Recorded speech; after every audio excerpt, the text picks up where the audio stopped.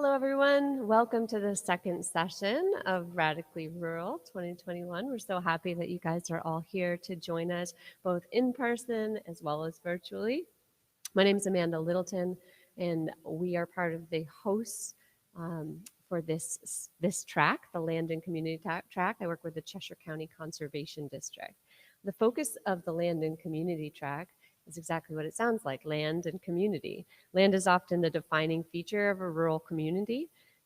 People's livelihoods are linked to it through agriculture, recreation, forestry, and for many of us, it's what draws us to these regions to live in the first place, the beautiful landscapes. So throughout this track, we're really exploring our connection to the land, whether it's through economic, social, or health benefits, how we all relate to our landscapes. Um, and that's in particular, I think, now with the face of the pandemic, with climate change, all the challenges that our communities are facing. So those are the questions that we'll be exploring throughout this track. And we're very excited to have the Caterpillar Lab as our track sponsor this year. And this session is going to be really great. It's called Exploring Nature, Renewing Communities, focused on recreation economies in this country. And just a little bit of housekeeping. We ask that folks turn off the volume on their phones. We understand that you may be participating through the Socio app in the chat for this session, so you're welcome to do that, but please just keep your volume off. We will also be doing a question and answer with the audience here in person, as well as the virtual audience through the chat feature. So please do chime in to the chat if you are joining us virtually. And thank you. Thank you for your patience as we sort of work through this technology and doing a hybrid event. We really appreciate that, and because it's great that we were able to have so many more people participate both in person and virtually. Before I introduce the speakers, I would just like to share that we're going to have 5 speakers. Some are here in person, some are here virtually. We're going to go through them, and then we're going to open it up to question and answer and have a broader dialogue at that point after each of the speakers had an opportunity to share with you. I will also invite everybody here to participate, whether you're in person or virtually, to check out the poll that is part of this track. I would like to encourage you on the Socio app, there's a place for polls. There's a selection of questions there for us to better understand who our audience is, to help inform sort of who is part of this larger conversation. So we'd love to have you just take a moment at some point during the next 20 minutes and complete that. That would be great. So we have a wonderful group of speakers here with us today. I'm just going to do a round of introductions for you all. The first person I'll introduce is Stephanie Bertaina. And Stephanie is a senior policy analyst with the U.S. Environmental Protection Agency, Office of Community Revitalization in Washington, D.C., where she works with rural communities and small towns to build vibrant, healthy, sustainable, and inclusive neighborhoods and downtowns. Steph coordinates the Recreation Economy for Rural Communities program, which is partnering with rural communities across the country to help them leverage the power of outdoor recreation to diversify local economies and revitalize main streets. So Steph received an MS in Environmental Policy and Planning from the University of Michigan and bachelor's degrees from Westmont College. And I have to give a shout out to Steph because she was my sort of partner in crime in getting this session together and pulling together such wonderful speakers. Our next speaker is Megan Lawson. Megan leads Headwaters Economics Research in Economic Development, Outdoor Recreation, and Demographic Change. She is an economist and uses economic and demographic analysis to better understand the issues communities face. She holds a PhD and master's degree in economics from the University of Colorado and a bachelor's degree in biology from Williams College. Caitrin Maloney is co-owner of Sustainable Trailworks. Along with her husband, Sustainable Trailworks designs and builds multi-use trail networks throughout the Northeast and also provides consulting in nonprofit management and community development. Caitrin is currently spearheading a multi-year trail development project in Poultney, Vermont. which we'll hear more about throughout this talk. And Caitrin completed a BS in Environmental Science and master's level work in Community Development and Applied Economics at the University of Vermont. Our next speaker is Sarah Pelkey. Sarah is the Economic Development Coordinator for the town of Poultney, Vermont, and a regional planner at the Rutland Regional Planning Commission in Rutland, Vermont. Her background is in community development and planning, marketing and business development, and construction project management. Sarah attended the University of Vermont, where she graduated with a BA in psychology. In her free time, Sarah enjoys visiting New England's historic downtowns, supporting small-scale redevelopment projects, road biking, and spending time with her young daughter and husband. She believes in building healthy communities by empowering citizens to engage with all levels of leadership and by promoting active involvement in placemaking and entrepreneurship. The last speaker that we have is Elyse Peters. Elyse is a partnership enthusiast who fosters collaboration across community sectors in order to improve health outcomes in Walker County, Alabama. As an innovative and authentic communicator, Elyse works with low-resource communities to establish a vision, create connections, and build local leadership capacity to advance the quality of life of their community. Since 2016, Elyse has led a cross-sector team of state and local governments, nonprofits, and private foundations to create a 31-mile blueway to initiate the Walker County Waterways Initiative, creating 4 new access points and improving 3 existing ones. In 2019, she was selected as an emerging trail leader by American Trails for her work to expand outdoor recreation opportunities. A 4th-generation Roll Tider, Elyse graduated from the University of Alabama's New College with a depth study in environmental justice and civic engagement. Currently, Elyse has returned to the capstone to pursue a master's degree in management through the Manderson Graduate School of Business.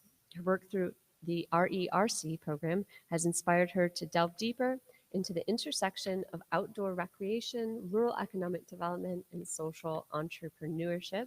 And we are delighted to have this panel of speakers with us here today. And so without further ado, I'm going to hand it over to Megan Lawson to kick us off.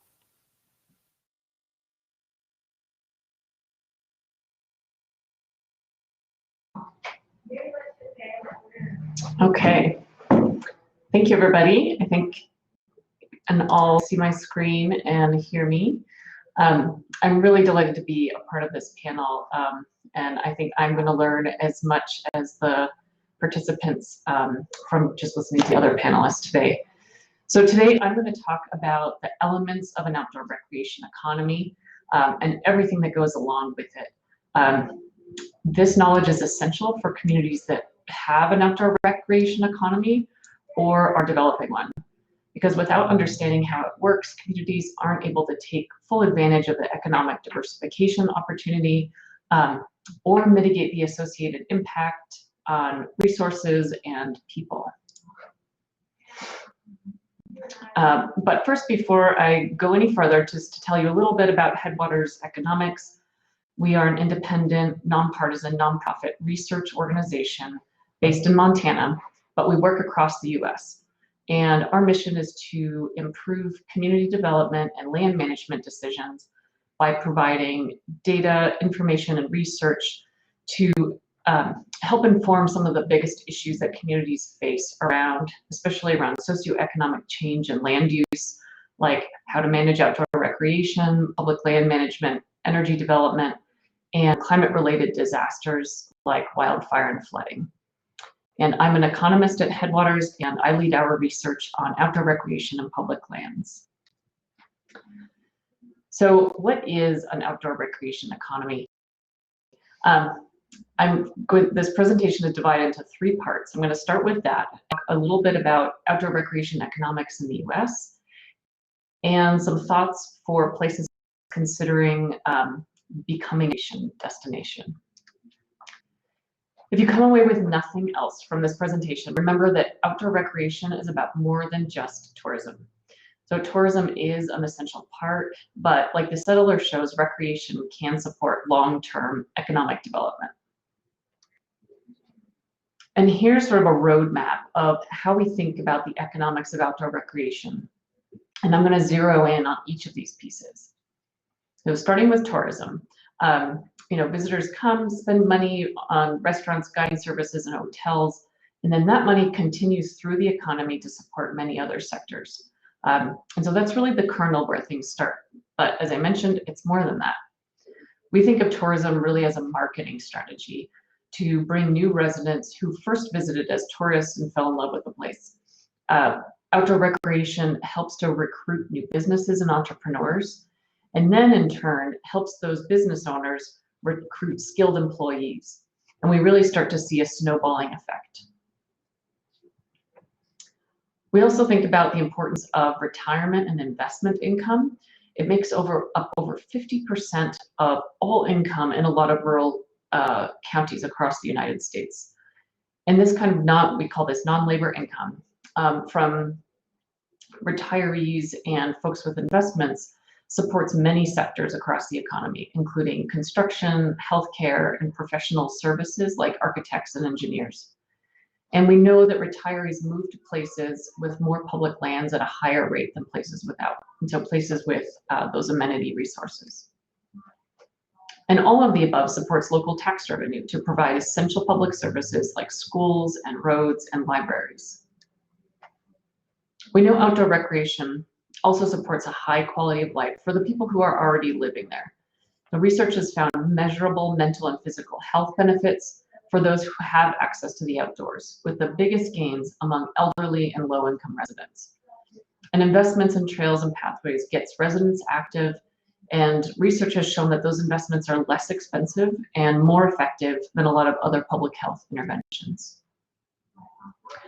We know that outdoor recreation can also help to recruit gear manufacturing to communities because it provides a test lab for those manufacturers to do their research and design and testing. And then all of the above supports Main Street businesses, helping to keep communities vibrant. And then finally, outdoor recreation can help recruit new residents to the community. Research has shown that places with recreation amenities have higher rates of in-migration, helping to jobs throughout the community. And this was especially true during COVID as people moved to smaller towns and rural places. So I keep on talking about a recreation economy. And when I'm saying that, I'm thinking of a very specific thing. I'm thinking of recreation dependence as it's defined by the US Department of Agriculture's Economic Service. And these are communities at the top end of the distribution for the share of employment and income in tourism-related businesses, and also at the top end of the distribution for second homes. I think it's important to pause here to mention what a recreation economy is not. First, it's not unilateral. A recreation economy can coexist with agriculture, forestry, oil and gas, and other industries. And there are plenty of examples across the US of communities that have used recreation to even out the cyclical nature of these resource-based economies. Second, outdoor rec is not a silver bullet. It's not going to fix all of a community's woes, but it can contribute to an overall economic development strategy by helping to diversify. So I'm going to switch gears a little bit to talk about recreation economies in the US. So this map, the green shows places that are classified technically as recreation dependent, and the blue are non-recreation dependent. But we know that recreation is alive and well across the US, regardless of whether a community is technically designated as dependent. And I'm going to run through 4 economic indicators that we look at to kind of get a pulse of a place. So we know that recreation economies bring more people. This chart shows the net migration rate between 2010 and 2019 for recreation communities in green and the non-recreation communities in blue. And on the left pair of bars is for the rural US and the right is for the US as a whole. And so we can see that people move to recreation communities more quickly than non-rec. And this means that at community schools, libraries, and grocery stores can stay open. But we have to recognize that the impacts on the culture and the landscape do need to be managed. We also know that wages are lower, and it's important to recognize this in recreation communities because there's still a large share of lower wage service jobs in recreation dependent places. But on the other hand, we are seeing wage growth is much faster in recreation-dependent places. We know that recreation economies bring wealth. So this chart shows the percent of counties where people moving in earn more than current residents. And you can see that recreation economies really attract a tremendous amount of wealth. And as I mentioned, with the non-labor income, wealth brings investments, and that supports businesses across all sectors. But wealth also means rising cost of living, particularly around housing. And so finally, we know recreation communities are expensive. It's expensive to live in these places relative to the jobs, to what jobs are paying. So this chart shows the percent of earnings per job that are spent on mortgages, on average, between the recreation and non-recreation places. And so this really presents a challenge for the long-term prosperity for residents. So to summarize economic performance, on the pros side, we see higher migration and growing wealth, and this is helping to support diversified economies to weather cyclical booms and busts. On the other hand, we do see lower earnings and higher cost of living and impacts on community character and resource impacts. But many of these cons can be mitigated with planning and partnerships between recreation businesses and advocates, with nonprofits and local governments. So now I want to turn to some thoughts for those places thinking about becoming an outdoor recreation town. So 6 easy steps. So first, think beyond tourism, as I mentioned. Tourism is for those business leaders, entrepreneurs, gear designers, retirees that you want to recruit to your community, and market actively. Really draw people's attention to the potential of living in your town. The second is to invest for quality of life. Invest for the people who are already living there and make it an amazing place to be. This will bring people who want to stay. And think of those infrastructure investments in recreation, like trailheads and signage and maps, as investments in economic diversification, because these do have measurable returns. And next, anticipate what's coming and what those people will need. Do they need broadband to sustain the Zoomtown boom? Do they need commercial spaces? Are there places for those entrepreneurs and businesses to grow? And is there access for all? Is it not just limited to the wealthy neighborhoods? And anticipate the challenges that will come. Cost of living is higher in high amenity places. So anticipate this and don't be surprised. Next is to think about connections between recreation areas and businesses downtown, physical connections, whether that's shuttles, trailhead sponsors, or other connections to town, and take stock of what's unique and what niche your community could fill, what physical assets your town already has. And next is, I encourage folks to really measure visitation and economic impact. There's some great examples of Methow Valley in Washington, Whitefish, Montana, and Gallup, New Mexico have really done this very well, and they've benefited for the purposes of grant writing and getting community leaders and business owners engaged and justifying future investments, because they're able to point to those investments and say, this is how much money these events, these trail networks that brought into our community.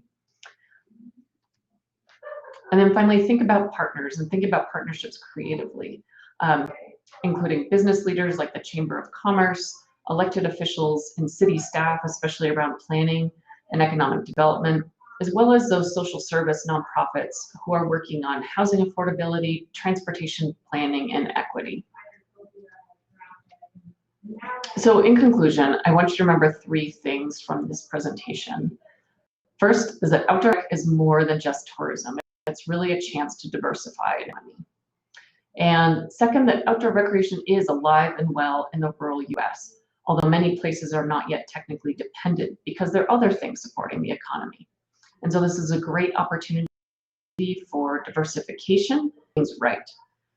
And finally, it doesn't happen well by accident. To build an economy around it that improves a community's resilience takes planning and intention.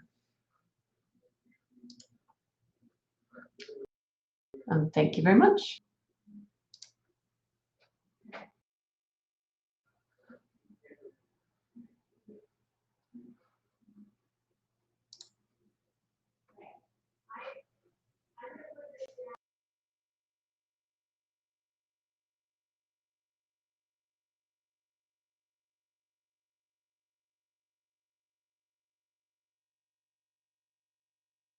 Thanks for being at this session, and thanks to Megan for setting the stage so well. I'm just so pleased to be here with you all at this session, Exploring Nature and Renewing Communities. And just so pleased to be at this conference, and so grateful to Amanda for inviting us to be a part of this. This is my first in-person workshop or conference in almost a couple of years, December of 2019, before COVID hit. So I just could not be more pleased to see the people in the room, and thanks to all of you who are joining virtually as well. I look forward to a really great conversation. So today I'd like to just talk a little bit about the Recreation Economy for Rural Communities program. My name is Steph Bertaina, and I'm with the U.S. Environmental Protection Agency Office of Community Revitalization. I'm based in Washington, D.C., and I manage the Recreation Economy for Rural Communities program, and again, just really pleased to be part of this panel. So what is the Recreation Economy for Rural Communities program? It is a planning assistance program to help rural communities and small towns leverage the power of outdoor recreation to revitalize their main streets, recognizing the power of the outdoor recreation sector of the economy that Megan just laid out for us. The recreation economy is big and growing, and in our work in small towns and rural communities across the country over the years, we had seen a growing interest in having outdoor recreation be part of communities' conversations. And so we partnered together at EPA with the USDA Forest Service and also with the Northern Border Regional Commission. So 3 federal agencies came together to support this program that started in 2019. We've been fortunate to partner with 10 communities across the country. You're going to get to hear from 2 of them today, which I'm so excited about, to really create action plans around outdoor recreation and Main Street revitalization. And what we do as federal partners coming to this table is to bring federal and state agency partners, other potential funders to the table to listen to the community's vision for what they want to achieve and match make with some resources. So you'll see a map of our communities and our workshop in Jasper, Alabama, and our virtual workshop in Cambridge, New York. Like everyone else in the world, we had to pivot to a virtual format for most of our workshops, and so we're no stranger to that mode. So again, what is the purpose of this program? It's really to partner with communities to revitalize main streets through outdoor recreation, to strengthen economic opportunities for residents and businesses alike. It's really also about getting people outdoors, recognizing that outdoor recreation can be a really key part of the sustainable use of natural resources, and it can improve people's health. So again, we've partnered together with the 3 federal funding partner agencies, but also have worked hand in hand with the 10 communities who applied to this program. Each community formed a local steering committee within their community to really bring together all of the players in the community that are affected by the conversation, could influence the conversation around outdoor recreation in their community. And then we also invite other federal agencies to the table and other state partners, regional organizations who can support the community's vision. So what do I really mean when I say planning assistance? Unlike a lot of federal programs, this is not a direct grant to communities. It really is access to a team of experts who work hand in hand with each community partner to walk through this 3-phase planning assistance process. So the first phase is to work with the local community's steering committee to assess what the community's vision is, understand the context of the community, what they want to achieve with this focus on outdoor recreation and Main Street revitalization. We then convene, sometimes in person when COVID is not restricting us to a virtual format, but sometimes in a virtual way, to bring all of the players together to have a conversation. What is the community's vision? What do they want to accomplish? What are the goals that they have around outdoor recreation and downtown revitalization?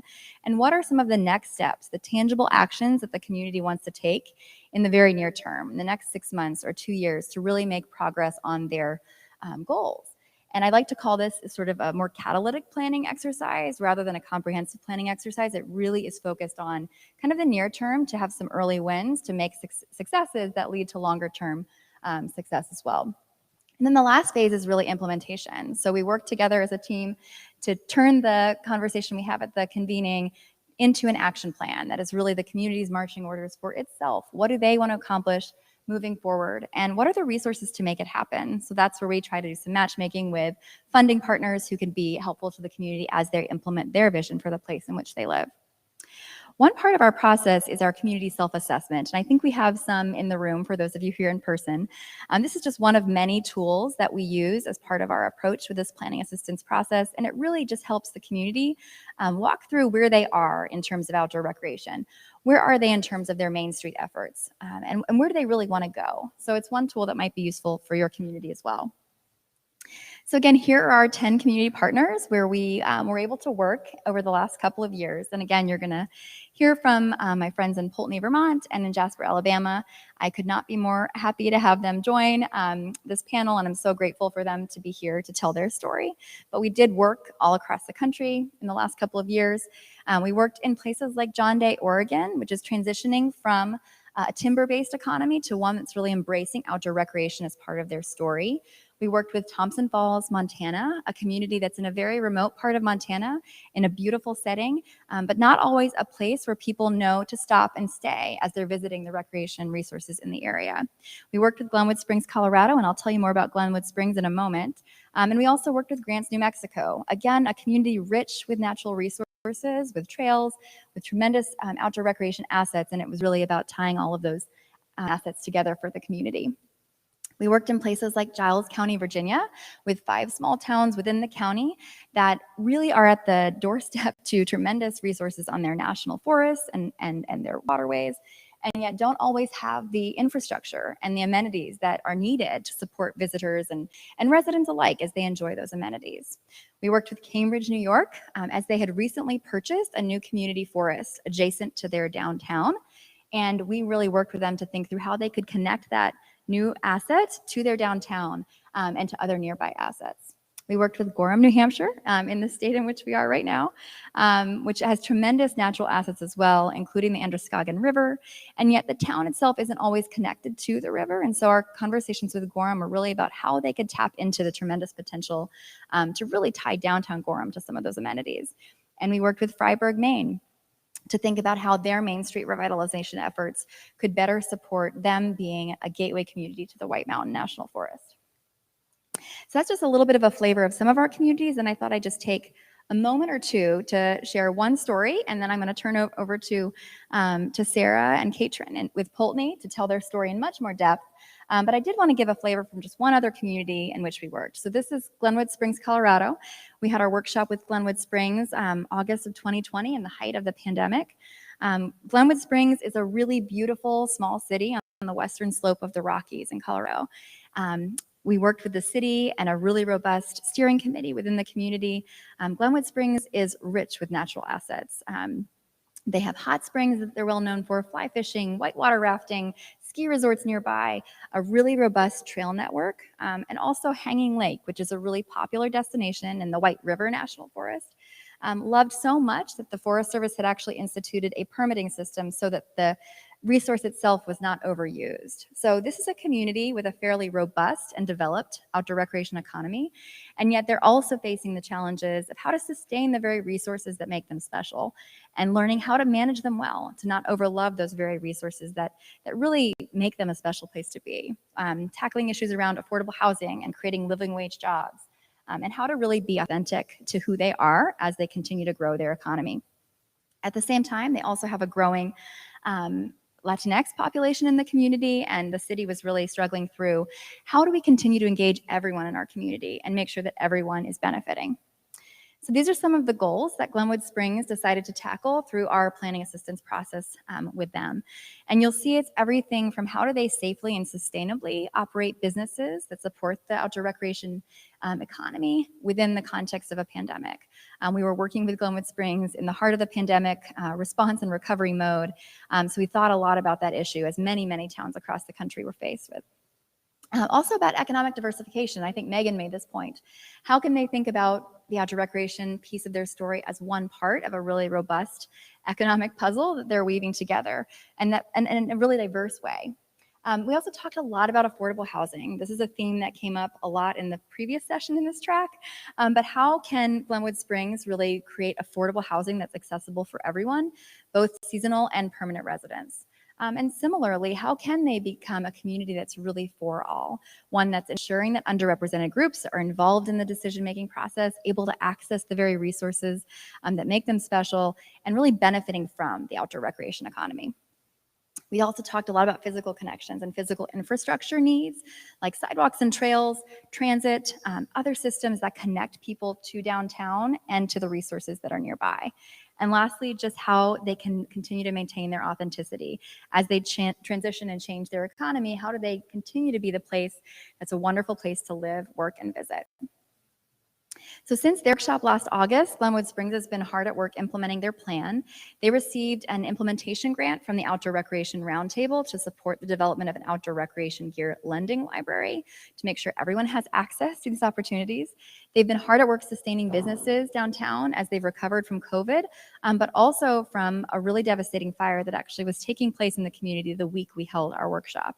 But not to be deterred, they have already received a grant from the state of Colorado, a Resilient Communities grant that's really aimed at increasing equitable access to the outdoors, particularly for their growing Latinx population.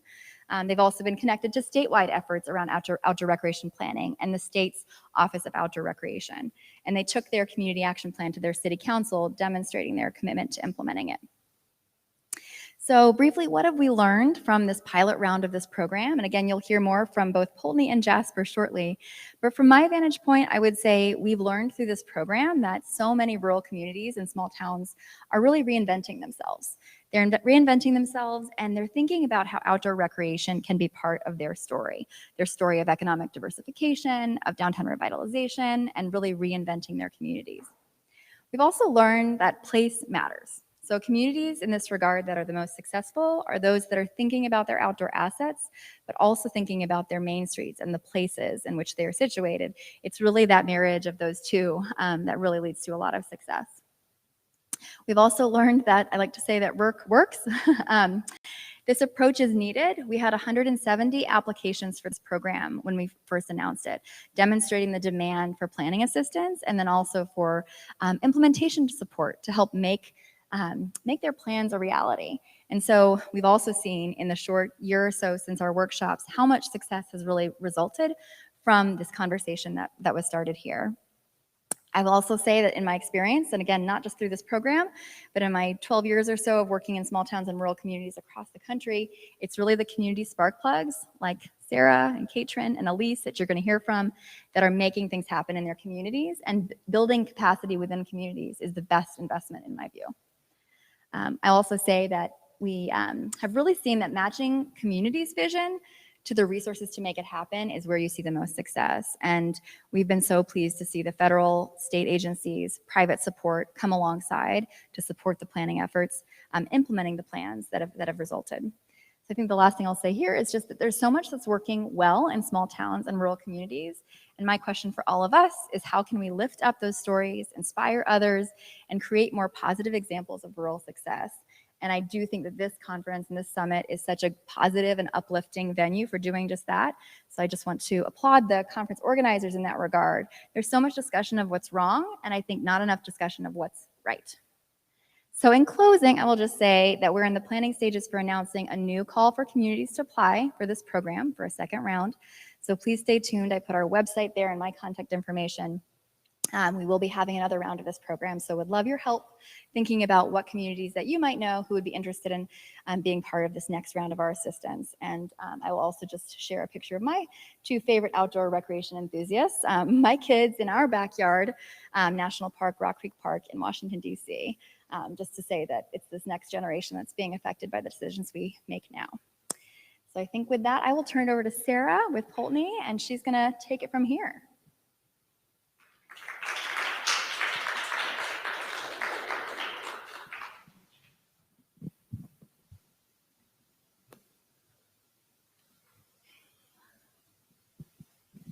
Okay, good afternoon, everyone. Thank you. It is so nice to be here, and I am so honored to be able to tell Poultney's story in this context. I am incredibly grateful to the EPA RERC program, to Steph, to Amanda, to Radically Rural, and to the Hannah Grimes Center for providing this opportunity for all of us to come together and have this conversation.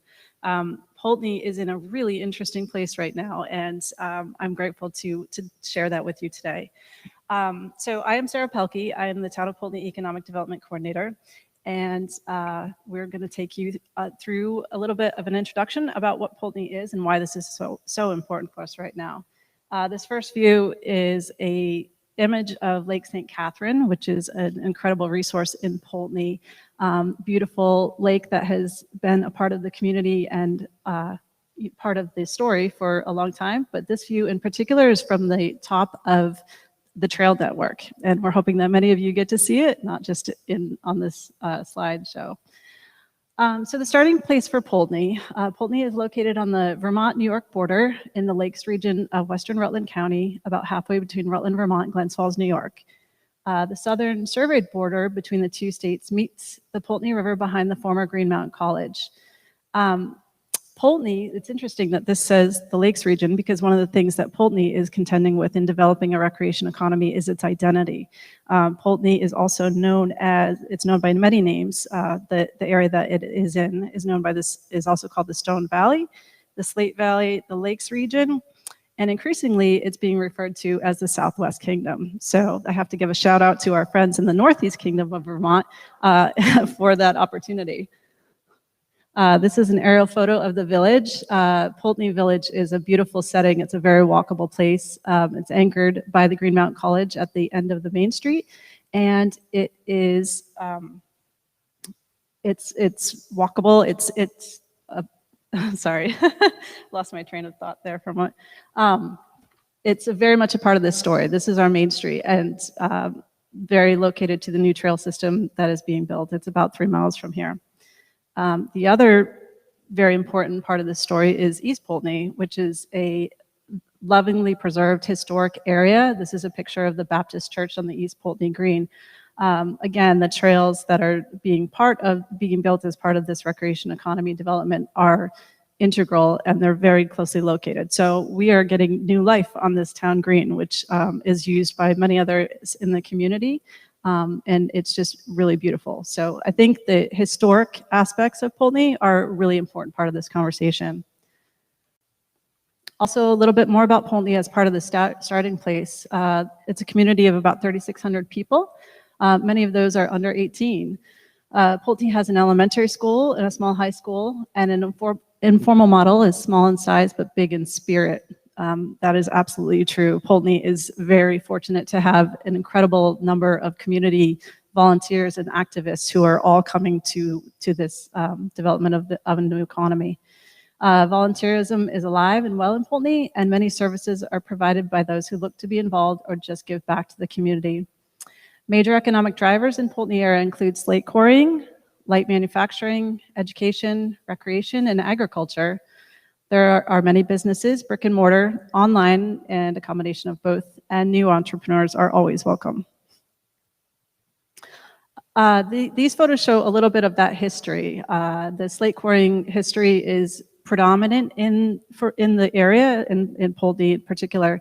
We have a number of artists, and on the left here you can see Carrie Maloney, who's a local artist carving slate, a slate monolith. As part of a new park, actually, that's being developed. A little bit about light manufacturing. We have some manufacturing in Poultney, but very limited. First Light is an anchor tenant in terms of manufacturing. On the bottom right, we have a historic traditional use, ice fishing on Lake St. Caitrin. And this is what the community has known for many years in terms of being outdoors. It's a very traditional hunting and fishing type community. And in the center, there's some infrastructure that remains from the quarries. Also, as part of the starting place is the D&H Trail. The D&H is a rail trail that runs through the heart of Poultney. It also goes north to our neighbors in Castleton, Vermont, and continues, although there is a segment that is missing, it continues down through Paulette in the southern part of Vermont as well. This is really important to our story. This is right through Main Street and is being developed. The state of Vermont maintains it and cares for it. It was actually resurfaced last year. But we are trying to find ways to make more use of this. But if you're in Poultney, you will see people on this trail all year long. It's multi-use. There's runners, there's cyclists, there are snowmobiling in the winter. So there is a variety of uses for this trail and a variety of opportunities to enhance the village. I mentioned Lake St. Caitrin. There is a state park in our area, so Lake St. Caitrin State Park is very much part of this story as well. And the Slate Valley Trails. Slate Valley Trails is predominantly known for mountain biking, but it is a multi-use trail system. Caitrin will tell us much more about the trail system when she gets up for her presentation, but I love this photo because it shows winter in Vermont. It's iconic. You can go out on your own. It's a safe place, and it's being used by many different generations. So as part of the starting place, I thought I'd include this slide too. It was derived from the EPA RERC project, and it's really interesting because it tells us what the community thinks about its assets and who they are. So, it's a lot of potential, very beautiful, down home, welcoming, engaged, and friendly. Here we have an inflection point, and this is the reason I think that Poultney has been so needing of this work, this planning work around growing an outdoor recreation economy, but has experienced such change. This is Green Mountain College, which is an institution in Poultney which had been serving as a higher education institution for the community and an anchor establishment for 180 years, and it closed in 2019. So this community in particular had been built around the higher education infrastructure that was there, used to having students, used to having people in the community and on its main street. And when the college closed, actually rather suddenly, the community was kind of looking to itself about how to establish a new identity and a way forward. And thankfully, they decided to kind of go through their assets and realize that, this recreation economy is really something that could happen there. So I included this photo too, because this is pre-closure of Green Mountain College. It's a picture of Main Street that shows bikes are already there. You also see an open coffee shop. We have a florist that's right there in town as well. But this is sort of what it looked like before. A little bit of information just to provide some context on some of the changes that in Poultney. From the 2020 census, Poultney was one of the hardest hits area in Vermont in terms of population loss. You can see that whole western Vermont region is all purple, which means that a lot of people moved away from that location between the years of 2010 and 2020. So this is really critical for attracting people to the community and rebuilding it and revitalizing. So as part of the inflection point here, we are talking about scoping it a little bit. This is a really important part of the process. So if your community is considering moving towards a recreation economy, one of the things that is a really critical first step is taking the lay of the land, figuring out what you already have for assets, figuring out who the people in your community are that can help you get grants. I actually should give a shout out to Jonas Rosenthal, a local legend, the former mayor of Poultney, or not mayor, sorry, the town manager of Poultney for 30 years, who was critical to bringing the EPA RERC project to our community. He wrote the grant, he really lobbied for that. So, it's those types of people that will help your community move forward. But prior to that, there's a planning effort called Poultney 2020. Poultney Comes Together happened after the college closed immediately, and that was a really important planning effort too. It was developed by the Vermont Council on Rural Development, the Vermont Agency of Commerce and Community Development, and in partnership with the Vermont Community Foundation. 200 people came out for Poultney Comes Together, which is really interesting in a town of 3,600. So it was held in the local high school, and everyone, 5 goals were established, and establishing an outdoor recreation community was priority number 1. So this is really important to have your community identify this and do it collectively. And the third is an invitation to the EPA RERC project, which we did all online. Poultney was the last in the cohort, and I think we were grateful because we needed a little time. We had a lot on our plates, and this is the invitation that went out to our community. You'll see in the next slide a little bit about that particular planning process. So Poultney, through that planning, spotlighted its recreation assets, encouraged more residents and visitors to participate in recreation, connect nearby hiking, biking trails to downtown, and work to attract new recreation economy investors. And these are all the people that came. I'm really proud of this, actually. This is amazing.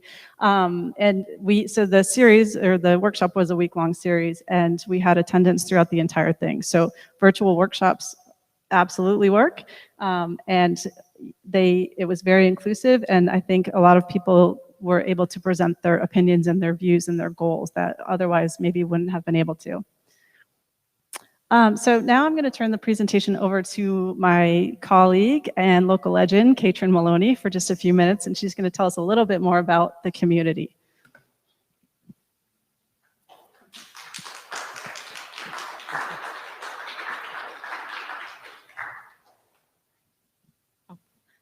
Oh gosh, with an introduction like that.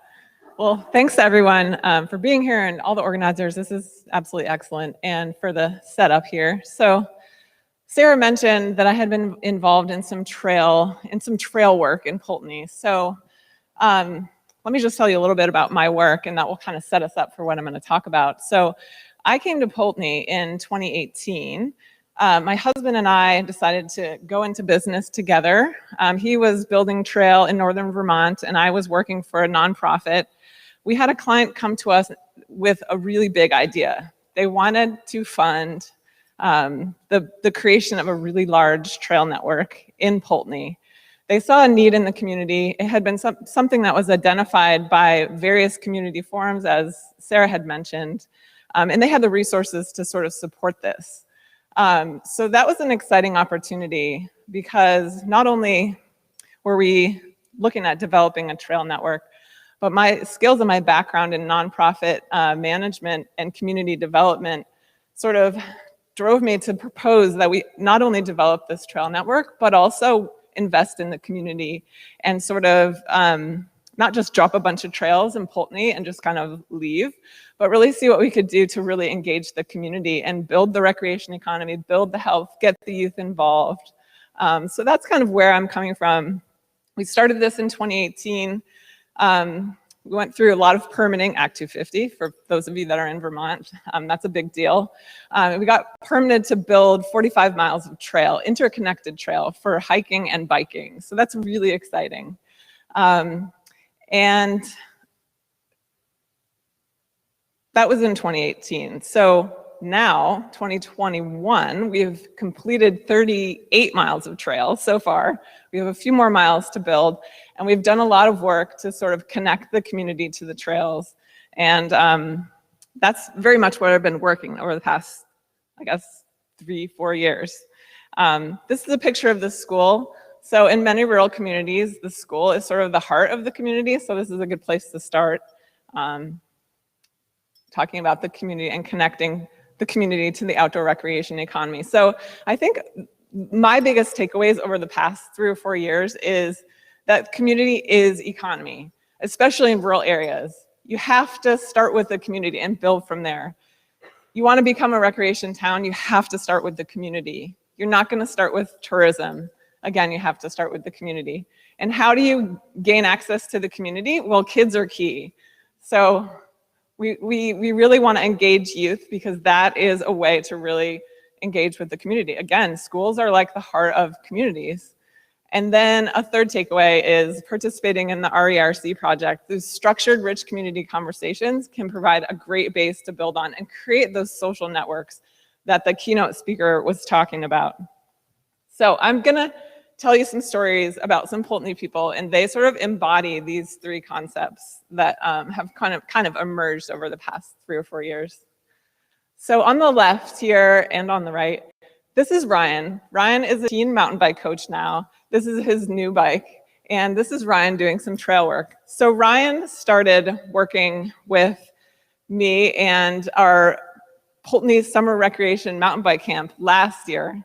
He had no experience mountain biking, but through that experience, he learned how to mountain bike, he gained leadership experience, and then he came back the next year. And this summer, actually, we started a teen stewardship program in addition to the mountain bike camp program. We also were engaging the mountain bike counselors, the teens, in trail work. And Ryan has a new bike.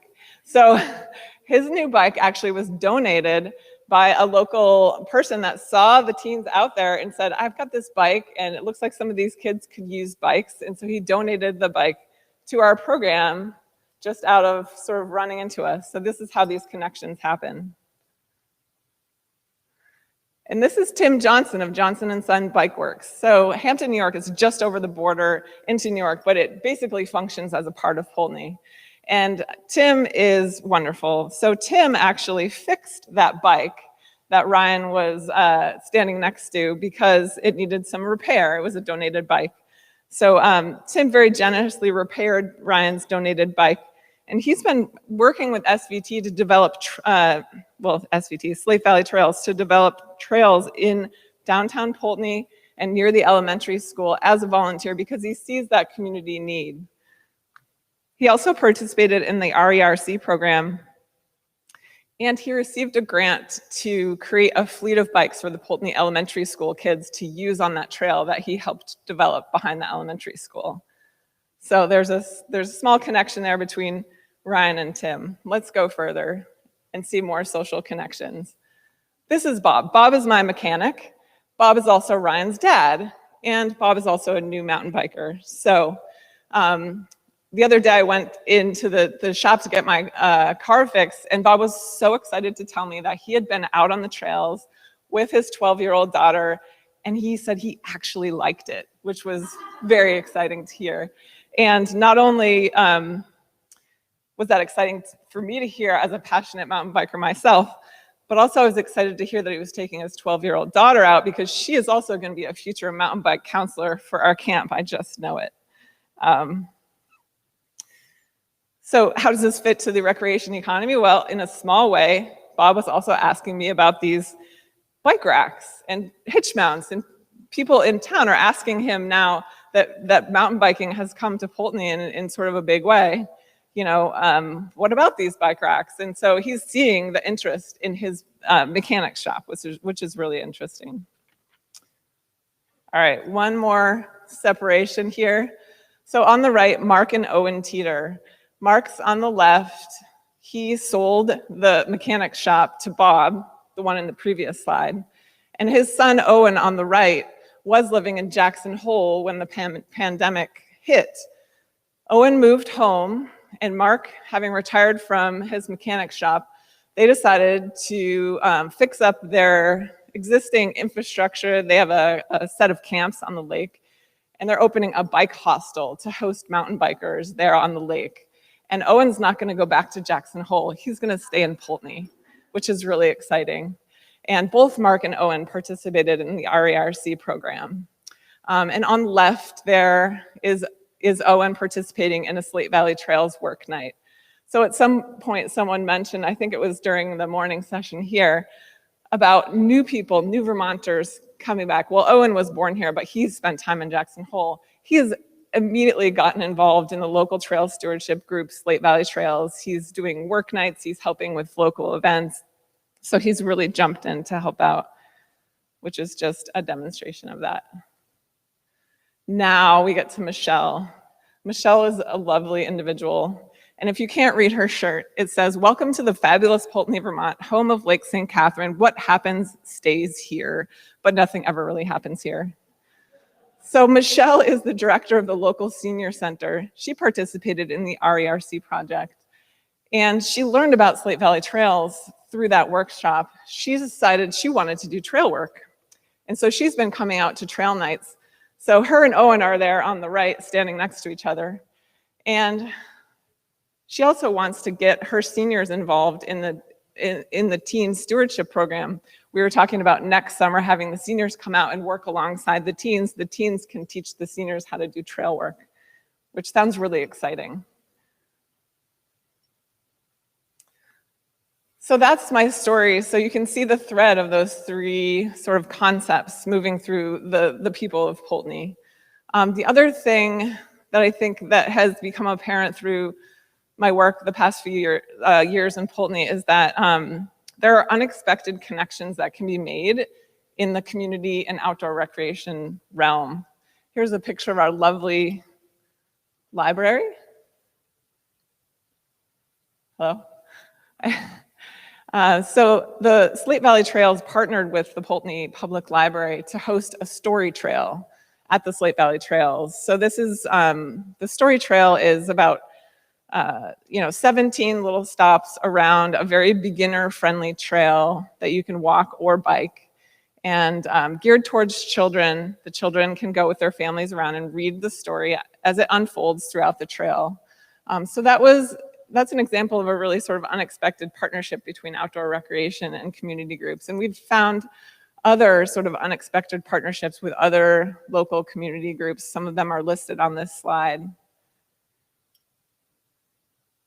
Stone Valley Arts is interested in doing an art show that focuses on the natural beauty and also trails and recreation. So that's another example of possible collaborations that are somewhat unexpected. And with that, I'm going to turn it back to Sarah and leave you with a youth absolutely sending it off a rock.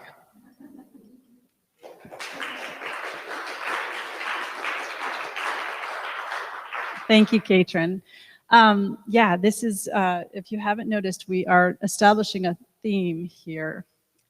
It is scope it, feel it, send it. So anyone who is a mountain biker might be familiar with that type of assessment of what you are looking at here. So we are in the send it phase. So yeah, Poultney is gaining momentum now with some of the work that we've done. And I think it's really important to talk about some key takeaways from what I've seen. Caitrin mentioned in the previous slide those connections. And it's really important for me to underline that with how these other people that are in your community are coming together to promote the community. And they see the health and prosperity of your community being something viable coming from a recreation economy. So look to others in your community that maybe don't connect exactly. I noticed another track at Radically Rural that was talking about arts and arts as public engagement. And I have a slide a little bit later here that kind of explains how that happens and what that means to your community, how they can use art to cope with the changes that are in a community, especially one that's going through so much change as Poultney is. So the community is really being created around the trails and their potential. Ambassadors are starting to share the story.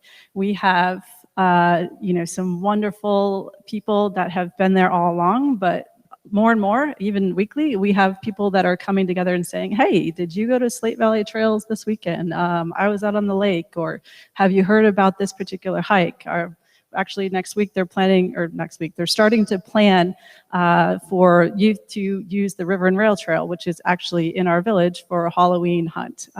So people are coming out of the woodwork and they're excited about this. So those partnerships are being forged with businesses and other civic groups. The previous slides mentioned Rotary and your chambers of commerce and other organizations that will benefit from this. And it doesn't necessarily need to be explained to them how they will benefit. I think if you just present them the opportunities and present them the people, those civic groups and organizations understand how to take it from there and make it their own. Infrastructure is incredibly important to establishing a recreation economy. In Poultney, our Main Street will be studied next. So the infrastructure is being assessed to ensure it supports a new recreation economy, and in our case, alternative transportation. As mentioned previously, those signage, wayfinding, streetscape improvements, and transportation networks are really important, especially if you're on two wheels. Strategic marketing to ensure that change is incremental and fits the community's goals and commonly held identity. it's easy to market. It's not so easy to have people come to your community and have them not experience what they were expecting. So make sure that you don't get too far ahead of yourself when you are marketing your community. You really want people to come back, or to come and then return. And ultimately, we'll welcome new businesses. Since we've been doing this work, and in light of the closure of Green Mountain College and the pandemic, Poultney's Main Street has seen new ownership in a number of different retail and restaurant establishments. In fact, at least five different establishments changed hands over the past year and a half, which is really incredible. They're, as Caitrin mentioned with Owen Teeter, they're, in our case, descendants of people who have lived there for a number of years, or they've worked there when they were younger. So it's really the next generation that's coming to these businesses and making it their own. And they're awfully excited about the opportunity for recreation in Poultney. This is one other thing that's next in Poultney. We're creating a public space. This is Slate Quarry Park, which is being built on Main Street as we speak. Slate Quarry Park is the brainchild of a group of citizens that are very integrally connected with the quarrying industry and had been in development for about 4 years.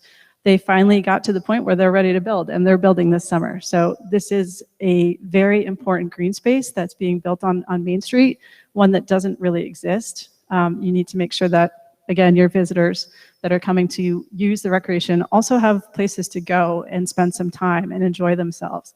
So, after they go to Taps Tavern and have an evening dinner, they can come and spend some time in Slate Quarry Park. We're also looking at using the park for events and, hoping to take an opportunity here to have an educational component, involve the area youth again in what this means. So, look outside the box a little bit too. It doesn't need to be entirely focused on the recreation economy, but you do need to make sure that the assets are there to support that.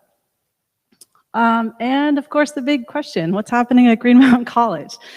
So the college has been bought by a private entrepreneur, and it has opened a K-6 grade school starting this fall of 2021. So this is incredible news for our community. There's a lot of hope around that, around what's happening there. And they are also coming to the table and being a part of the recreation economy that's developing. They see the value and see the potential there with the other mixed use development that they are proposing on campus. So that's what's next in Poultney. And back to the arts, I thought I'd share this with you. I have never actually read it aloud, so this will be the first time, but it's a poem that's making its way around our community. And I thought, it would be nice to share this in terms of, the arts' engagement, but it also talks about outdoor recreation.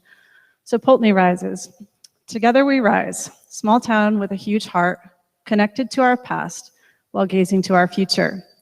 Trails will lead us to our neighbors and into the unknown, a sense of community like never before. Together we rise. To create the town of our dreams, a place of inclusion, old, young, and those in between. 10 gardens for future's blossom. Together we rise, with a new life for an old school and a Main Street that thrives. Renewed and reclaimed up from the ashes, the funeral pyre lit. But before the last ember grows dim, Poultney will rise to shine once again, like the sun on a new day full of light and promise. That was written by Carolyn Solatella this February. So we will leave you with one other additional thing that we have developed, very exciting, and Caitrin has incredible connections, so please make sure to use connections of the people that are coming to you. This is a short video clip. It's a teaser video, and we're going to have a look at how the town of Poultney, along with the Gunnison Valley of Colorado and Knoxville, Tennessee, are working at the intersection of community development and recreational trail building in this video teaser by Bryce Sherbach Rides for a film series called Intersections, produced by Stan's No Tubes. We're very grateful to be included in this and welcome you to the teaser video.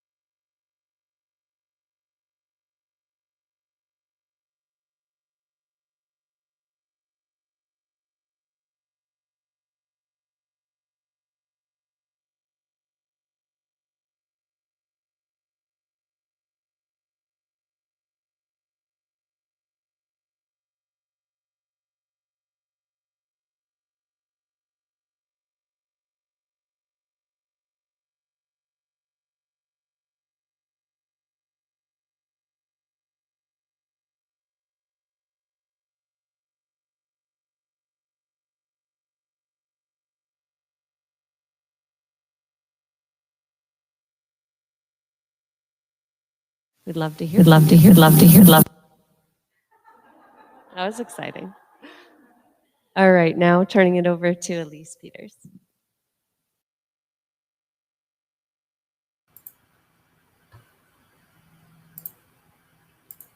All right, good afternoon, everybody. And I hope y'all can see my screen. So I'm Elyse Peters, and I'm really honored to be a part of this panel today. It's been great working with Steph over the last, I guess, few years now. It's strange to think about that, but and I'm really grateful to be one of the presenters in this session. So before I jump into the RERC process in Jasper, I wanted to provide some context for Jasper. So you're probably asking yourself, where is Jasper, Alabama? Well, Jasper lies in the foothills of the Appalachian Mountains and is the county seat of Walker County. It is located about 45 minutes northwest of Birmingham, which is the largest city in Alabama, and along the I-22 corridor. And Jasper started as a coal town, and in the last recent years, the coal industry has been the prominent economic driver. But with the decline in the coal industry, our community is taking a different look at our natural resources and how we use them. So I wanted to share some background on our community efforts that really laid the foundation for the RERC work in Jasper. One, our community would not have been competitive for the RERC process had it not been for these two existing community-driven initiatives, Jasper Main Street and the Health Action Partnership. And while they have different missions, they're both an aggregation of like-minded people who want something better and different for both Jasper and Walker County. So in 2015, Jasper Main Street, or the Main Street Program of Alabama, selected the city of Jasper to start Jasper Main Street to revitalize downtown Jasper. Jasper Main Street has been successful in implementing the National Main Street Center's 4-point approach that aims to create long-term growth and a sustainable economic impact to revitalize downtowns. And as you can see, Jasper Main Street has been very successful in bringing funding and new businesses to downtown Jasper. In addition to funding, Jasper Main Street brought a renewed image and brand for downtown, as seen here with our Flourish logo. And the other organization I mentioned, the Walker County Health Action Partnership, was the health collaborative that I managed. When I arrived to Walker County in 2013, there was an acknowledgement that health outcomes were poor in Walker County, as the county had consistently ranked 67 out of 67 counties for overall health outcomes in Alabama, according to the Robert Wood Johnson's County Health Rankings. So in 2014, HAP was formed to address the chronic health issues as well as overall community well-being. HAP has an expanded view of health and what impacts our health, acknowledging that 80% of health outcomes are impacted outside the traditional healthcare setting. And our Livable Communities Priority Group is made up of individuals and partners working to create greater access to outdoor recreation opportunities with the goal of reducing physical inactivity. We want to get people off the sofa and into the woods. So one of the first projects that the Livable Communities Partners pursued was to look at what we had instead of focusing on the things that our community lacked. And this, through this process, we called it our open space inventory. And we actually partnered with our local regional planning commission. So if you don't know who your local planning commission is, then get to know them. Not only do they have access to certain types of federal public transportation funds that can be used for active transportation efforts, but they can also provide technical planning assistance. So through that process, we realized that we were rich in natural resources. Not only did we start to reimagine our natural resources, we also started to reimagine outdoor recreation in our community. Jasper and Walker County, similar to Poultney, has predominantly embraced hunting and fishing as an outdoor recreation pastime. And we wanted to build on that foundation to create a variety of outdoor recreation experiences for different users. And so two of the main opportunities we identified was Walker County Lake and the potential of a waterway blueway system. So Walker County Lake was identified as an existing outdoor recreation asset that could be enhanced. Historically, it's been a fishing lake that was managed by our state's Department of Conservation and Natural Resource, or I'll just refer to them as DCNR moving forward. So in 2015, the Livable Communities Partners went through a community planning process to develop a master plan for the lake. And again, based on this renewed vision for the lake, we started with small incremental wins to start building credibility with our state agency, as well as public support for the project within the community. So for the last 4 years, partners have been expanding trails on the west side of the lake, promoting it as a stop on the West Alabama Birding Trail, adding kayak rentals, and building an accessible archery park. And through all of that work, we established a relationship with DCNR. And in 2018, the city of Jasper annexed the lake into the city limits, not only bringing a new partner to the table, but also making the connection to downtown Jasper seem not so far away, as the lake is only 3 miles from downtown. Another outdoor recreation opportunity that the open space inventory identified was the potential for 4 blueways or water-based trails. So similar to how we approached Walker County Lake, our partners used the small win strategy to build momentum. In 2015, we discovered the Alabama Scenic River Trail, who not only designated 4 of our waterways on their trail, but also helped us develop a strategy to create access to our local scenic waterways. After the success of building 1 new access point, in 2017, the Walker County Commission received a grant from the Community Foundation of Greater Birmingham to develop 3 new and improve 4 existing access points to create a 31-mile blueway that connected the northern and southern parts of the county. This project allowed us to establish relationships with local governments, and we were able to leverage those relationships to minimize project costs while also building public support for the project. The city of Cordova is a great example. We provided the vision and the funding for materials, and they provided the manpower and the equipment to do the work to create a new access point. Not only did we create access, but we cleaned up what was considered a public dumping site prior to our efforts. So as you can see on the left-hand side, kind of before and after of that space. And through our partnership with DCNR, we obtained private funding to improve a public boat launch, to add a fishing pier, created an accessible bathroom, added a pavilion, and created a historic storyboard that showcased how this space has been used for public recreation for generations. And as you can see on the right-hand side, those are photos of what is named Disney Lake. No relation to Walt, by the way. And through these activities, we created a rapport with local and state governmental entities that establish trust and leverage resources, again, to minimize project costs. I can't stress enough how important it is getting the community involved to maximize ownership and minimize costs.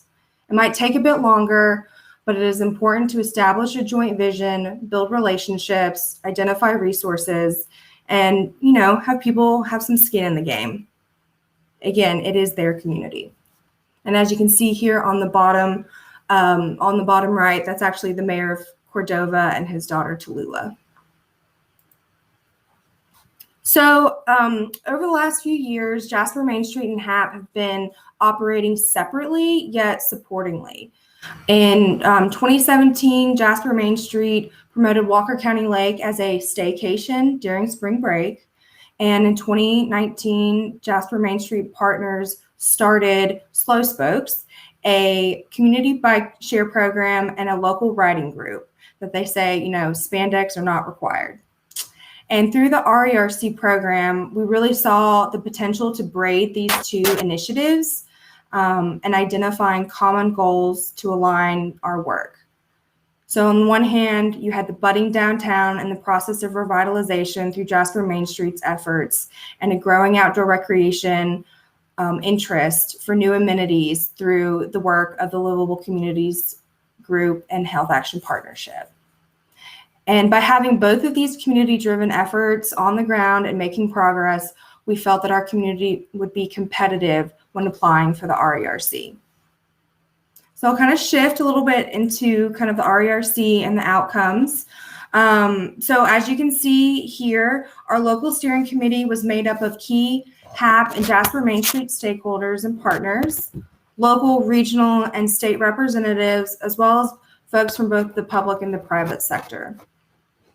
And leading up to the workshop, our local steering committee participated in 3 calls with RERC support staff and completed, as Steph mentioned, the community self-assessment.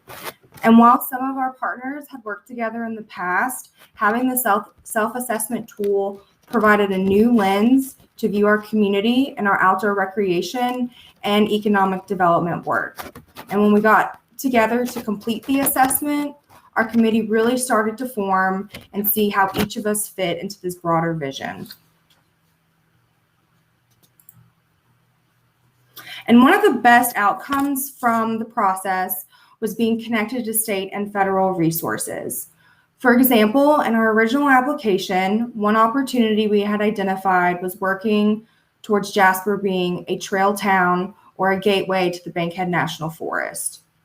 However, we did not know anyone from the Bankhead to engage as part of the planning process.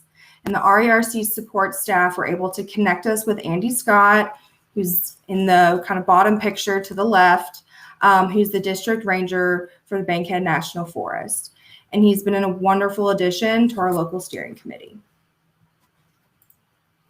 And then we had kind of 2 full days, I guess, with a community tour where we went to a lot of the places that I mentioned, highlighting those recreational assets, and then also had our community workshop. And it was just really great to get everyone in the same room. We literally had our workshop 2 weeks before the world shut down. Little did we know what was going to happen or how what was going to happen would impact outdoor recreation. But the mapping exercises that the RERC staff provided really helped community members start to visualize these opportunities for themselves, making connections and identifying new opportunities. And it also provided our community an opportunity to have just casual conversations with state and federal agency representatives.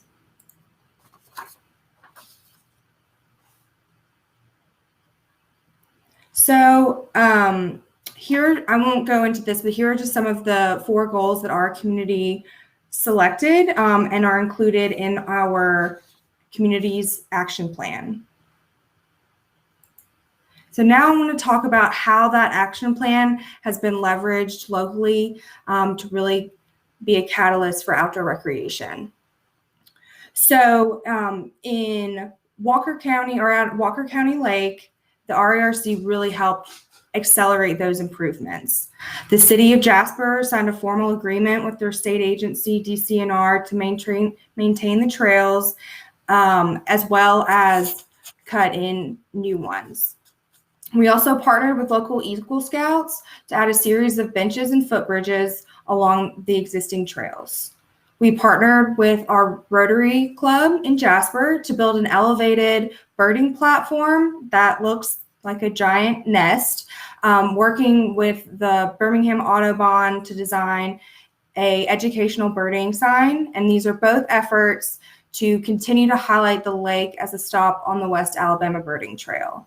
And there are 2 bald eagles that nest out at the lake, and so the platform provides a great viewing opportunity when they go fishing. And one steering committee partner, the Freshwater Land Trust, hosted Red Rock Tuesday, a local TV segment that highlights outdoor recreation spaces in the Birmingham metro area.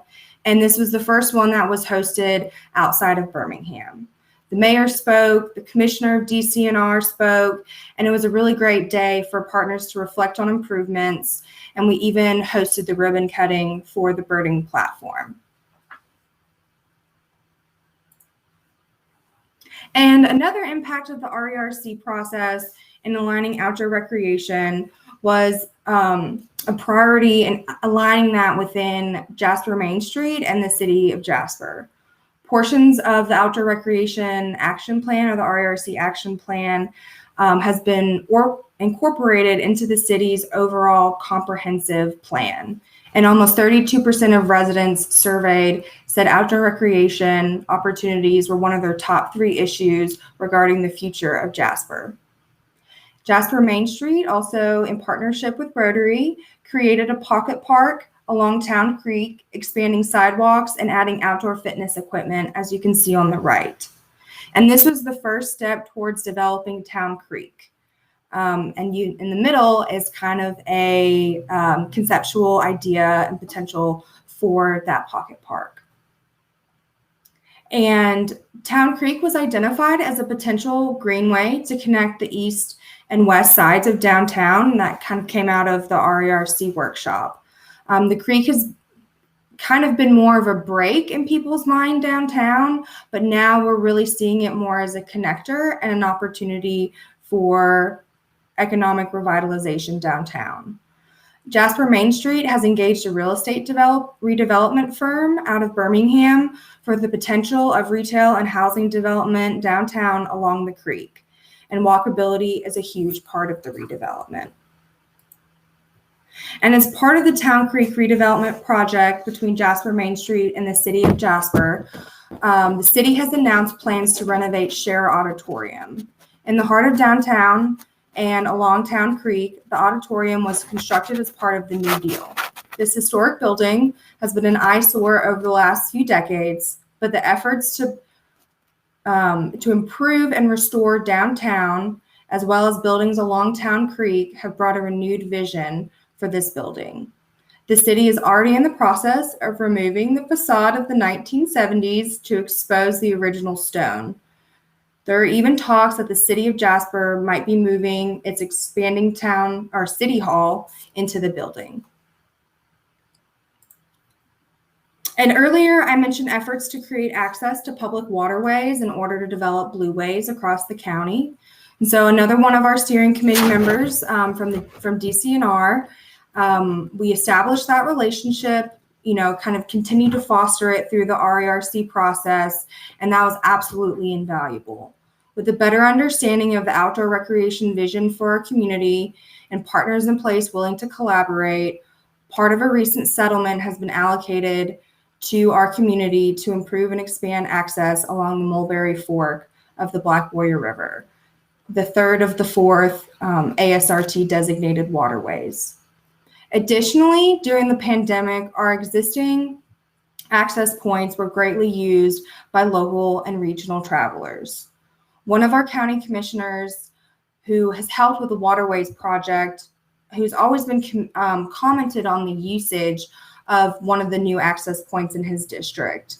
And while he's always been supportive of the work, it really was kind of really seeing how beneficial that asset was for the community, especially during the pandemic, that he's really starting to understand the value of this work. So the pandemic has had tremendous impact on outdoor recreation, both positive and negative in some areas, but in our community, it has revived a connection to the great outdoors, increasing its value and making this work even more relevant. There we go. And so another impact of the pandemic has been on people's willingness to travel and how they travel. One unique perspective that the RERC brought was this idea of a drive shed. We'd been thinking about regional travelers and taking advantage of the new I-22 corridor, but we'd never thought about the potential reach we could have until we saw the map that's in the top left corner of the screen. And lastly, another new opportunity identified from the workshop was a possible mountain bike park between downtown and Walker County Lake. You know, we are at the foothills of the Appalachian Mountains, and so we do have the terrain for mountain biking. No one would have anticipated how COVID impacted and connected people to biking. Our local Slow Spokes group expanded during COVID, and over a year later, the group continues to average 50 to 60 riders each week and have a fleet of bike rentals available, and those were donated by local businesses. And now the community is advocating the city of Jasper for a municipally run mountain bike park. As you can see in the middle is the conceptual design for that.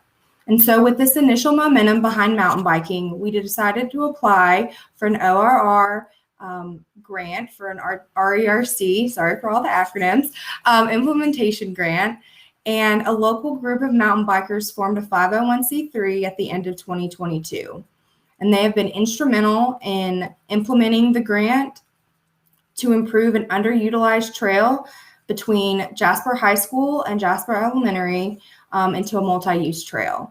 So thanks to the funding received from ORR, the group has been coordinating with the school board to continue planning and rebranding this cross-country trail into a multi-use trail. But the mountain bike group, JAM, Jasper Area Mountain Bikers, has not stopped there. The RERC vision and the ORR grant has really been a catalyst to bring mountain biking to Jasper overall. As the group continues with the larger rebranding efforts in partnership with the Board of Education, members wanted to showcase this new asset in the community. So in partnership with a group out of Birmingham, we hosted the Hammies back in August at the downtown trail. The Hammies is a fun, inviting atmosphere for folks of all ages to experience mountain bike racing. Slow Spokes riders were there, people of all ages raced, and it was the first time many folks had ever been on a bike in the woods. And even the little Hammies were able to participate on a smaller course at the elementary school. And, you know, it was really heartwarming to see young kids on their bikes enjoying the sport for the first time. And as Caitrin said, kids are the key. And this is John. He's the founder, one of the founders of JAM. And he, prior to the pandemic, he was actually a private pilot. But since then, he's remained at home, spending time with his family and getting involved in the community. His experience in GIS, he has experience in GIS and has used those to help us create trail maps for the project. And he's also been spearheading the communication with the board. And he'll also be attending an upcoming IMPA Trail Lab with another JAM member. And so we realized that as we build these trails, we also need to build the knowledge and the skill set within our community to not only build them, but maintain these trails.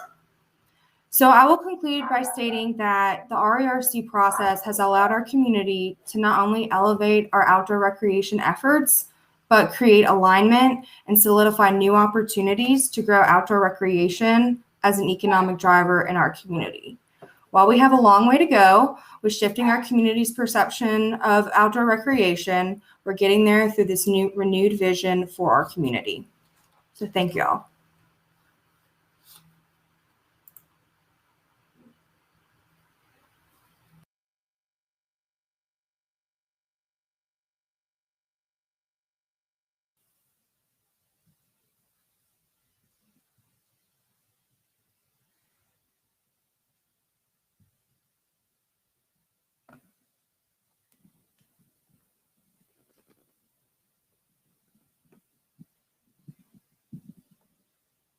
All right, so we're going to be shifting into a little Q&A here, and we're going to start with questions from the in-person audience, if there are any. So love to just welcome any questions to get us started. Hi. I would anticipate if I tried this in my community that I would get pushback.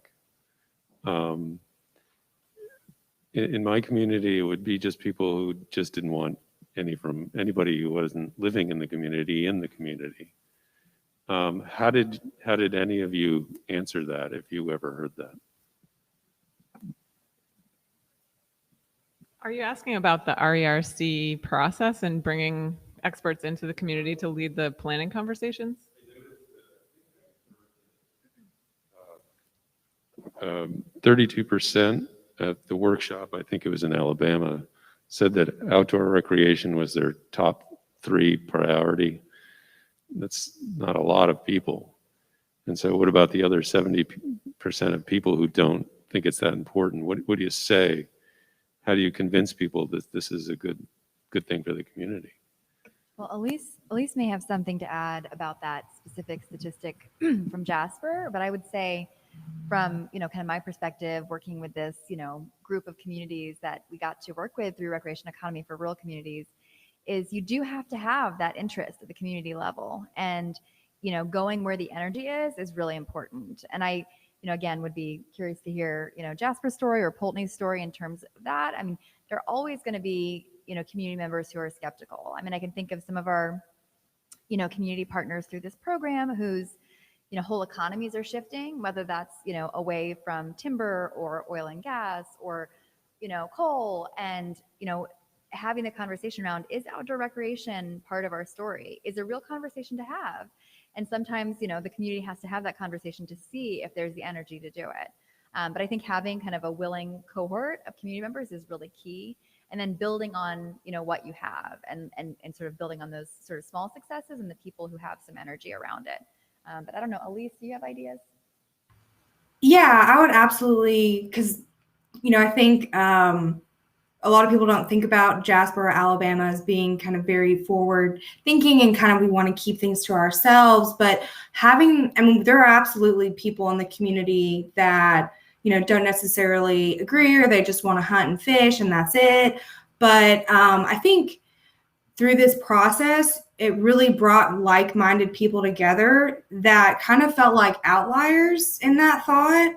And by having this process really brought people together and made them realize that, no, there are other people in this community that want this. And, sometimes the squeaky wheel gets the grease and people only complain about things, but they don't write good reviews about things. So I would really say that it brought out a lot of people that I didn't even know were very passionate about this kind of work in the community. And so what that does is it gives them a platform and kind of strength together and really starts building that momentum. And you really start to hear those kind of folks that were the loudest voices at the beginning, those naysayers, either quiet or actually hop on board and see the benefit of what you're doing, because it benefits them as well.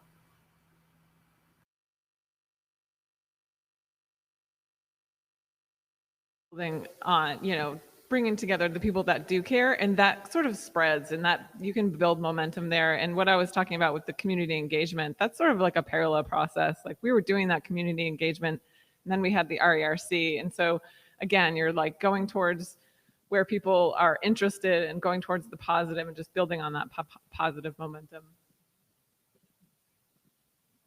So my question was similar, just in that I'm coming at this from an outside perspective. I'm not from Vermont, and that's where I've been like brought in as a coordinator with 4 very rural towns. And I've just started having like my select board meetings and that kind of orientation process. And yeah, the resistance is definitely real. And so I'm wondering, have you had success? And I think the smallest town I heard was 3,600 people. Like my towns are like 1,000 to 2,000. Have you had success on that small of a level? Yeah, I will say, we had community partners this round that were from, really, really small towns up to, larger communities like maybe Jasper and Glenwood Springs were on the upper end of population. But yeah, I would say, for us, so much of it is just asking really good questions and kind of coming in with an open mindset. I will say just one quick anecdote. One of the ideas for this program came from a community that I was able to work with in the northwestern part of Pennsylvania through another program that our office ran called Local Foods, Local Places. And so we were working with this county in a rural part of Pennsylvania, purportedly on local food. And we did talk about local food through that process. And yet there was this energy around this one town called Marionville that had this historic train depot. It was at the gateway to the Allegheny National Forest. And the workshop and the energy went toward that project. And it became really a focus on how do we renovate the train depot? How do we tie our trail system together? How do we connect better to the National Forest? And we only learned that because of the community engagement and because of asking the curious questions of what do you care about? And starting with the positive, frankly, too, you know, kind of going to the initial question, what do you love about your community? You know, all topics aside, but what is like really special about your community? What do you love? And we always start that with our workshops as well. Asking those simple questions can kind of reveal where the energy, you know, maybe can go. I might add to that that a small community that establishes a recreational economy will have impacts on its region. You will absolutely need your neighboring communities to be a part of this. In Poultney, we've already started having conversations around that because the community is small. And some of the biggest ambassadors and advocates for this work in Poultney are some from surrounding communities, Hampton, New York, Middletown Springs, Castleton, Paulette. And those communities are starting to see and come to the table a little bit more. So if there is that interest in the assets in your area or in a very small community, engage the other communities around you to see if they would like to come to the table around this and try to grow it there too.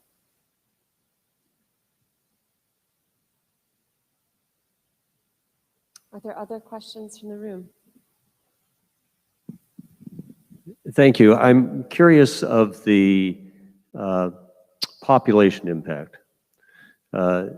If one believes that recreation is an entree to a desirable living location, have you observed, and it might be a positive during the COVID crisis, that people have chosen to relocate to communities that have made these rural development recreational investments? Well, of course, all I have is anecdotal stories, but certainly in Poultney, I mean, I moved there because of recreation, so I'm one.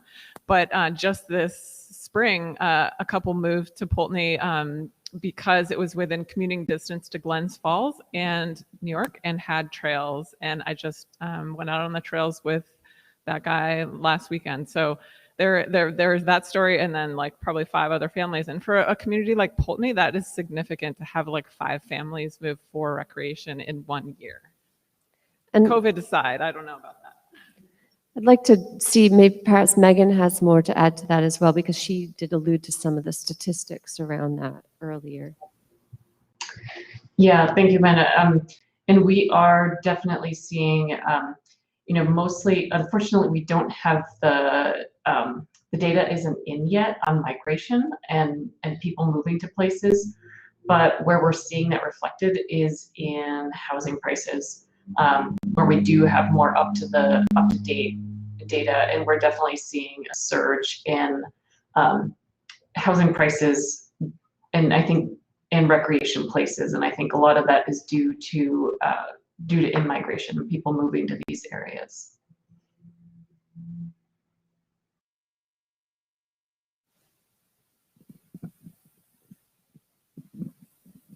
A couple of the presenters commented about a tension between hunting and fishing and the new trail systems.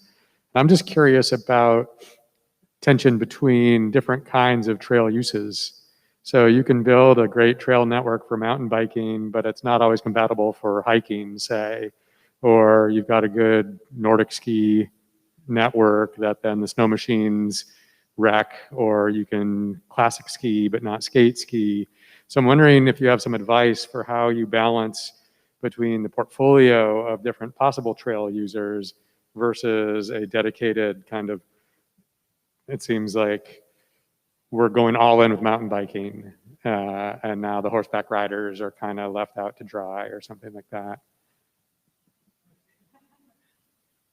Sure, that's a great question. And I think it really comes down to planning. So in our case in Poultney, we started from scratch with a professional trail designer and builder. That was my husband, that was able to take a look at the land, see what it could support as far as trails and where they could be located, and also interest from the community and what they were looking for, and designed a network that would be accessible by all levels of mountain bikers, have opportunities for hiking, reduce conflict by separating users.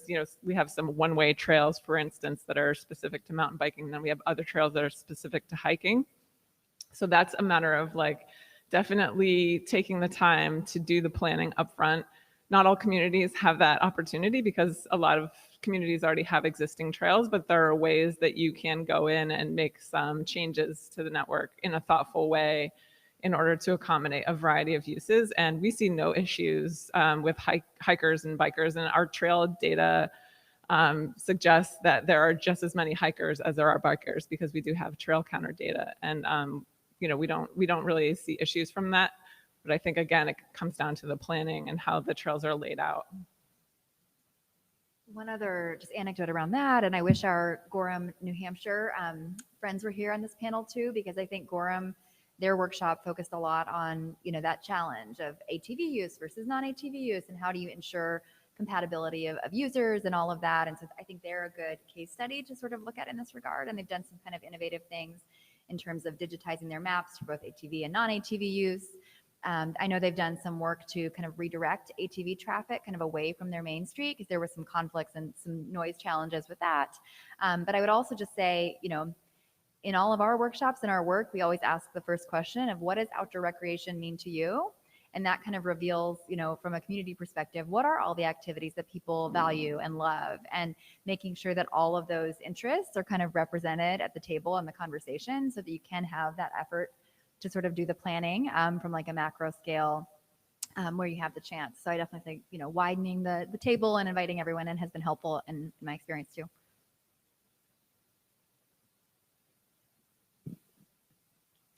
We have time for one more question, if anybody has one in the room. Thank you very much for these presentations and case studies. It's really been so inspirational to see examples from different parts of the country. And so thank you for your work. And my question is about the future. And you've each alluded to the fact that you need volunteers and people in the community who build their skill sets to maintain trails and all the other kind of things that spring from this work. And I'm just wondering what kind of planning you need to do to kind of ensure that the trails will still be around and well maintained and insurable if you need to have insurance in the future. And is there a revenue stream that you can identify that helps bring that back so that you can ensure that? I can take a crack at it first, and then maybe Elyse, you want to weigh in as well. So, stewardship is really important to think about. And as part of a trail building company, a lot of people come with real excitement about building trails. And I always have to give them a little bit of a reality check, because the building of the trails is like the wedding. It's the really exciting part. And then the stewardship is the marriage, and that goes on, hopefully for a really long time. And it's not as exciting necessarily. So I think, stewardship really is about building community. And so we've worked to do that through the youth and getting the youth involved, and also through Slate Valley Trails, and just trying to broaden the net as far as possible. And then also working with Slate Valley Trails to build sustainable revenue streams. The idea is to have the trails open for free to the public. That creates challenges, right? And so we're trying to build capacity within the Slate Valley Trails group to raise the money in order to complete the stewardship, because taking care of a lot of trails isn't necessarily always feasible with just volunteers. So I think you need to think beyond that and think realistically. Some numbers that have been floated to me through various groups. You might have heard of Bentonville, that's supported by the Walton Family Foundation out in Arkansas. They plan on about $1,000 per mile per year for trail stewardship costs if you were to pay for that. So that gives you a little bit of an idea. It's not a small task. So I guess my answer is you just need to really put a lot of thought into it and real planning on the front end before building anything. Yeah, and I also would kind of I like. think it also really depends on the scale of the recreation economy that you're building, or attempting to build, which is something that will evolve over time. As your community comes to the table and starts to develop it, it will be very small, and it will be volunteers, and it will be the people that are invested in it and want to use it. But if, as you grow a recreation economy, and depending how big your destination becomes, it eventually becomes a part of the sense of place for that community. It becomes an industry unto itself, depending on how far you want to take it. The other really important piece of that is the stewardship by youth. So if you are bringing the younger members of your community to this asset and engaging them with the recreation and really like creating a love around it, they will take ownership of it as they grow and want to maintain it. So I'll leave that there, and maybe Elyse or Megan wants to add. Yeah, I wanted to go off what kind of Caitrin had mentioned. I think also really understanding, I mean, it will have to start kind of at a volunteer level, but also understanding what other resources are in your community and what other partners you kind of have in your corner. We have a local community foundation in Jasper that has been, I mean, they're underwriting the JAM members to be able to go get those skills from the ENVA workshop. And they've been really instrumental in helping support and bring in or letting us go to different conferences or opportunities to build our skill sets to bring back into the community. And then also, again, really focusing on those kind of public partnership, public-private, private being the foundation, but public, a lot of the work that we did, the municipalities, were really instrumental in helping kind of establish kind of a foundation, and then really getting our volunteers to come in and kind of fine tune and then sustain those trails for the future.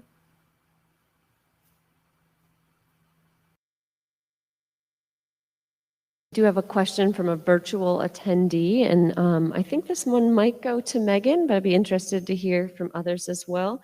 And the question is what partners should be sought out for measuring the impacts of a growing outdoor recreation economy? Because I know that was something that was brought up earlier, the importance of measurement.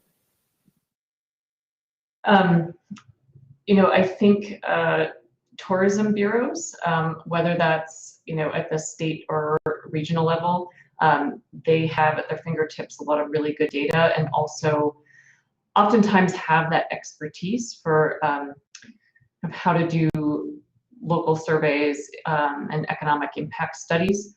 So I think that's a place to go. There are folks at who the Outdoor Alliance has used a bunch at Eastern Kentucky University, have done a bunch of economic impact analyses.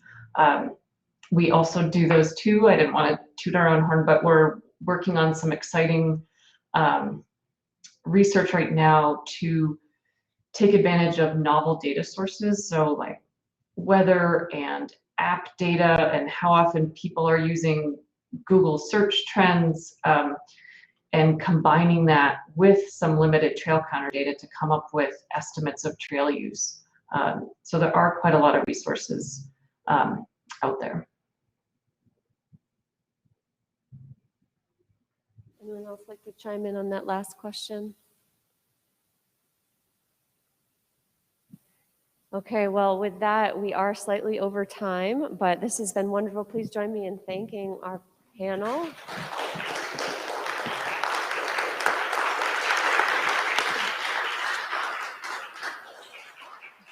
Just a few announcements to make about the rest of the conference. Hopefully everyone is planning to attend the Connect event this evening, which is going to start at 5:30 p.m. and it's at the Wyman Tavern. If you're not familiar with this community, just to give you a little heads up on how to get there, it's 0.7 miles from the church at the head of the square, heading south on Main Street. So it takes you about 14 minutes to walk there from here. Just for planning purposes. And there will be signs going down the right side of Main Street to help get you there. There's going to be great food, music, and it's really a lot of locally sourced food as well, and cash bar, and a colonial theme, I'm told, which that sounds exciting. And so it's really a great opportunity for networking. We hope you can join us. I just also want to mention that if you are looking for something to do between now and then, between 4:15 and 5:15, community journalism is having a mixer at the Keene Sentinel on West Street. There's an art mini mixer at New Leaf Gallery, as well as live music at Brubaker's Cafe, which is on the way in the general direction heading down there. So please do check the agenda on the Socio app to get more information about all that. So thank you all. Looking forward to seeing you at our session tomorrow on tribal communities leading in environmental stewardship. Thanks.